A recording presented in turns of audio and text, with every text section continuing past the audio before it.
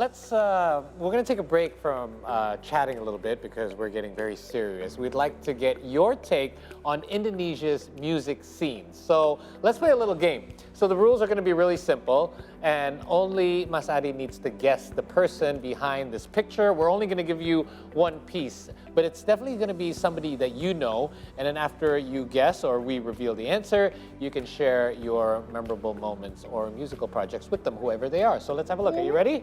First picture. All right, let's have a look at this first picture. Can you guess who that is? Kinan. Yeah. There you go. There you go. Okay. So, what experiences do you have to share? Kinan, one of the most important persons in my life because he's the one that really have he the one that convinced me I can make an arrangement, musical arrangement. I'm still in my high school, and suddenly he picked me up in his school to go to the music studio to record his song, to make an arrangement for his song in his first album, and it did well. I made it. So he saw something in you that even at that time you didn't see yet. I thank him very, very much. He and many others. Right.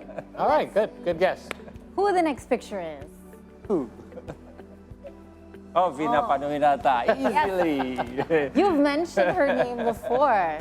Yeah. So you've worked on one of her albums as one of the first times as a composer as well. Yeah. First album I did was Citra Pesona. That was the very first time that I have the job as a music director. Now we call it producer, but yes. at that time they call me music director for one album. So I just have to decide the whole concept and oversee the recording process and direct her how to sing this and choose the song, make arrangement. At that time, it's unforgettable also because suddenly I said I need an orchestra at that time, 1982. The record producer, the record label, the chief, impossible, no money, no budget. Okay, I won't take the job. If you trust me, I need an orchestra. And at that time, in Indonesia, it's difficult. So I insist to go to Manila with Manila Philharmonic Orchestra in 1982. And then, because it doesn't have the budget, okay, you can use my money. How much you want to pay me? And use all that money for the recording. And for that first album of Vina Panuinata with me, Citra Pesona, I received 0 rupiah. Really? Wow. Release. Wow. And after that, September Ceria, it's become booming, you know? Right. And then after that, I have quite many jobs. Yeah. Yes. I would say that it's paid off in the long run. Paid off. That was big risk, big rewards. But Do we have another one? yes, we do. Wait, okay, we have one more. Go ahead. A little trickier. I'm showing you. Odiagam. Odiagam. Very good. This one's gotta be easy for you. We already mentioned the significance of Odiagam. Do you have a specific memory that is the most long-lasting for you? Naughty boy. Naughty boy, but he also one of the most important figures in music that I really have to thank him because actually he's the one that convinced me to make an orchestra in 1991. Indra Bakri is the one that responsible for facilitate everything for it. But he's the one that Addie, we can do it. No, it's I call it at that time resek, resek. Just annoying. So annoying. So many problem, lack of musicians and lack of everything. But he managed to convince me, and then because of him, there was a Twilight Orchestra. Again, somebody else seeing something Yeah. that you didn't see yet. But you know why this is so important? Because thanks to Twilight Orchestra, more people are interested in classical music and more people are learning with a goal to be auditioned and accepted by Twilight Orchestra. Hey, I lived in that scene. I know that. Fair and square. And we have one more picture. All right, let's see if we can make it 4 for 4. Well, you should know this one. Memes. Well, of There you go. Jenna, 4 for 4. Of Good job. course. Woo.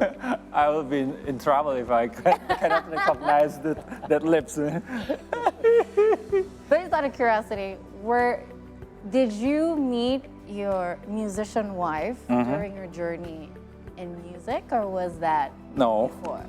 Actually, when I got married, I said to her, "You want to be a housewife, or you want to pursue your career as an artist?" Because she already sang Right. at that time. Okay, if you want to be a singer, I won't marry you. Oh, really? Because in my life, in my profession as a musician, every day, singer, musician, singer. You know, Yes. I have to have the balance. Balance in your life, correct. Okay, I just want to be a housewife. Okay, let's get married. But after 5 years, suddenly, Addie, I want to sing. I want to urge have an is album. there. Oh my God. So, terlanjur sayang came in. Yeah, I remember that because I asked my mother to buy the cassette because that was very memorable song to my childhood. So Oh, yeah? if you could share the love to your wife sincerely, because that was the song of my childhood, one of those. Sure, many Wow. childhoods. Yes, Wow. yes, tell her. yes. I'll So, tell her. Omadi, we've talked so much about, you know, your beginnings and your transitions throughout your career and throughout your life.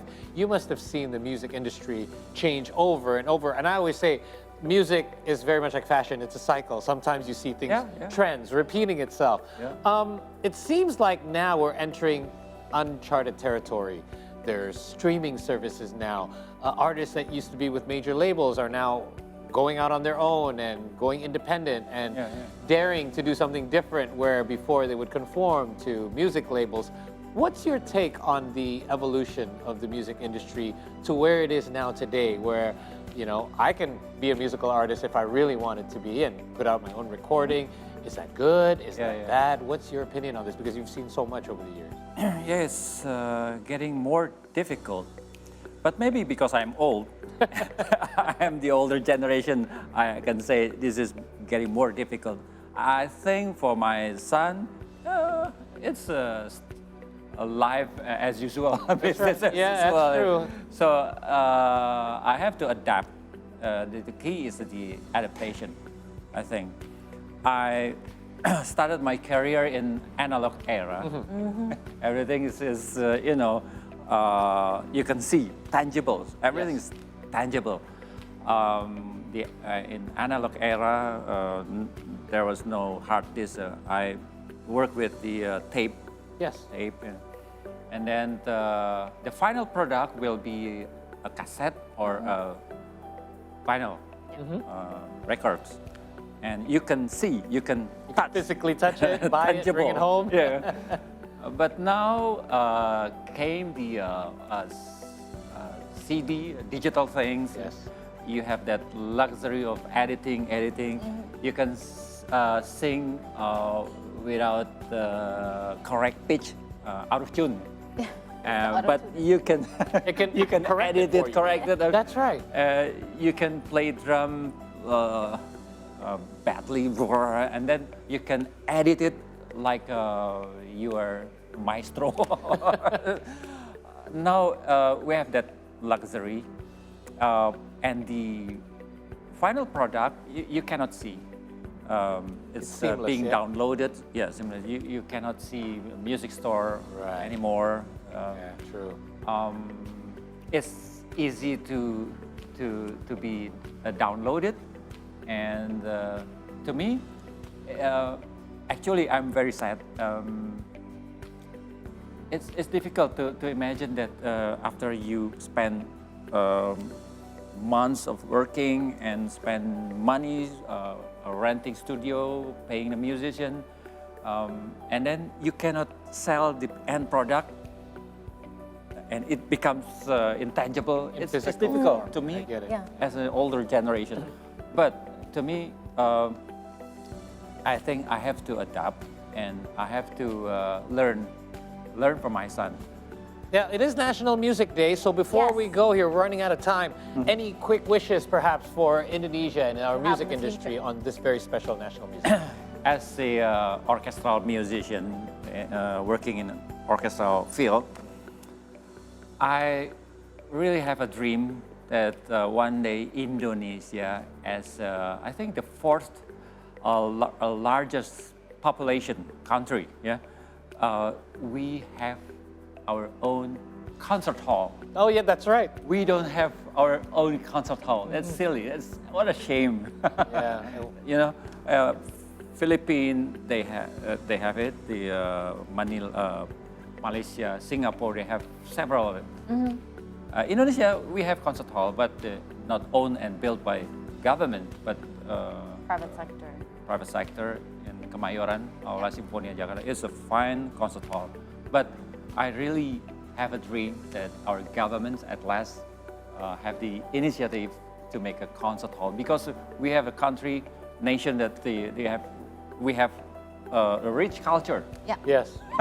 We have a lot of people that we can fill in those concert halls Yes. as well. Yeah. Yeah. Indeed. And we definitely hope that wish comes true soon. Thank you for joining Hopefully. us on this very special day. Yeah. And happy National Music Day to you. And keep up the good work, obviously.